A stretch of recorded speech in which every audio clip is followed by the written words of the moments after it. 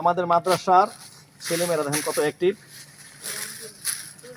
একটু বয়ান দিয়া রাখেন, বয়ান দিয়া তারপরে কথাবার্তা বলে দিই।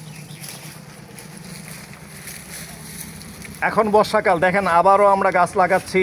এই যে ব্যক্তিগত উদ্যোগে ক্লাস 6 ক্লাস 7-এর এই যে ছেলেরা আছে, মেয়েরাও আছে, মেয়েদেরকে আমরা দেখাচ্ছি না, তো এদের স্ব উদ্যোগে ব্যক্তিগত উদ্যোগে একটা বিশেষ জায়গায়, এখন নাম বলবো না, গাছগুলি বড় হলে নাম বলবো, একটা বিশেষ জায়গায় আমরা বৃক্ষরোপণ করতেছি ইনশাল্লাহ। যে এদের সবার সহযোগিতা, সবাই কষ্ট করছে, সবাই গাছ কালেকশন করছে, সবাই সহযোগিতা করছে ইনশাল্লাহ। সবার সহযোগিতায় আমরা গাছগুলি লাগাচ্ছি। তো আল্লাহ যদি রহম করে ইনশাল্লাহ এই গাছগুলি বড় হবে। এক সময় এই গাছে পাখিরা বাসা বাঁধবে, মানুষ এই গাছের ছায়ায় আশ্রয় নিবে, এই গাছ থেকে অক্সিজেন চতুর্দিকে ছড়িয়ে পড়বে এবং ইনশাল্লাহ এই বাচ্চাগুলি এক সময় দোয়া পাবে।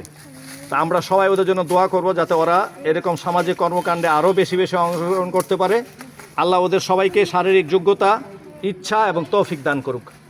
আমিন।